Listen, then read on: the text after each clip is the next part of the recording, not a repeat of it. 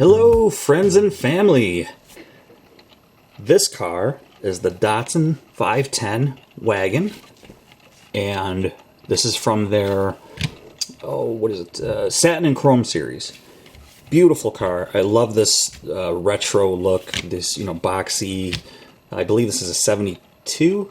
I always mess that up. I don't know, 72 or 73. Well, let's flip it over and look. It is a 71 510 Wagon. Great looking car. I love how they've put the mirrors on the hood, on the fenders, the front fenders, just like they used to. Really cool casting.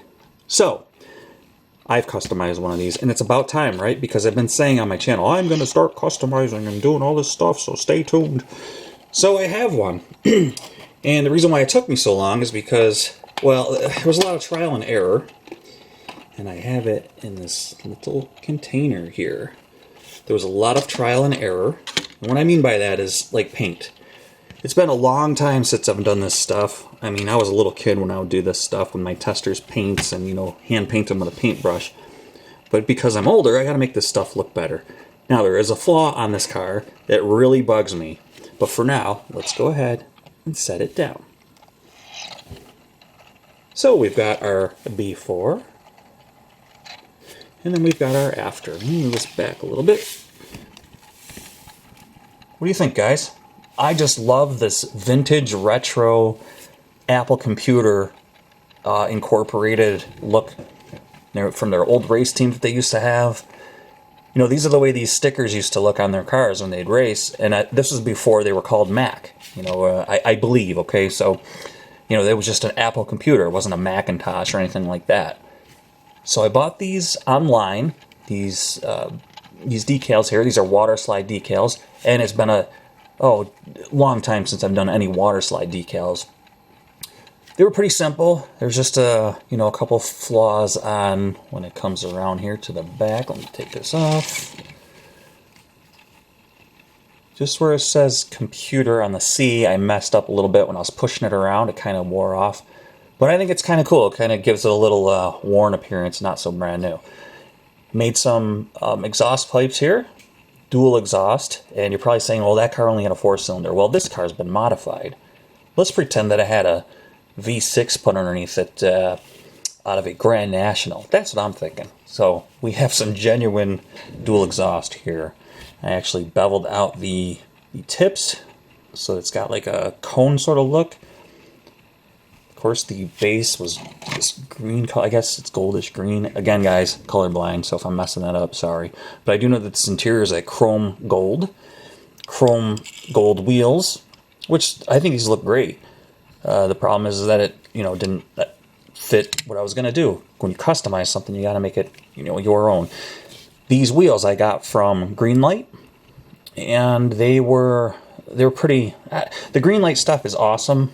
I just think that I probably won't ever buy any of the Greenlight stuff again, the wheels and tires, because for example, right here, if you could see it, there's a little bulge sticking out. What I had to do is take these tires off, because there's a lot of flashing on the rubber, and I pulled it all out and then re-glued these on back, because it just didn't look good. They were like really messed up looking. It looked like bulgy and bulbous in one spot, flat in another.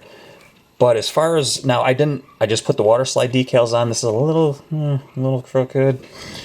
Put the decals on, and I didn't do like a clear coat or anything over top of it. Why? Well, because I didn't want to get too involved in this, and it's one of my very first restorations, not restoration, but custom that I did. The venting, I actually did with a Sharpie. The front here, also, I did with a Sharpie and a paintbrush. So I went around the headlights with a very fine Sharpie. Some spots the Sharpie wouldn't get into. If you pushed hard enough, it wouldn't get in there, so I had to take the brush and do it. So there's a little mix of some things going on in here. The interior, I made sure I painted the roof up inside black. I wanted it to be really dark in there. And of course, all I used was a flat primer and left it in primer for the black on the interior. I did strip the gold chrome off.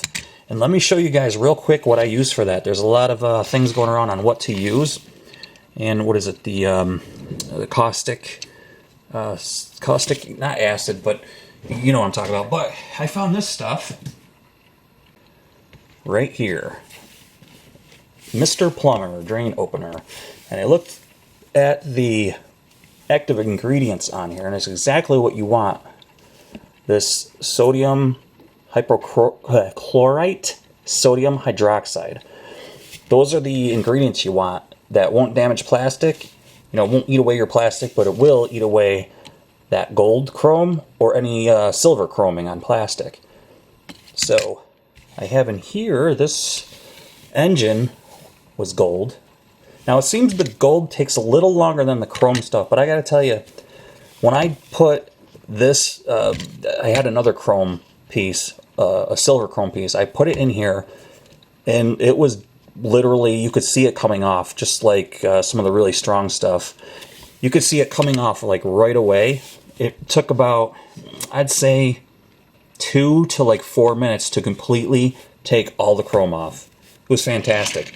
I used Drano before, which is expensive. That took like kind of like a day. The next day was all black, you know, all the plastic was exposed. This stuff, Mr. Plumber, it really took very little time. Where did I get it, you ask? Dollar Tree. So awesome, guys. This is going to save you a ton. There's a ton in here. It'll last you, I'm sure, forever.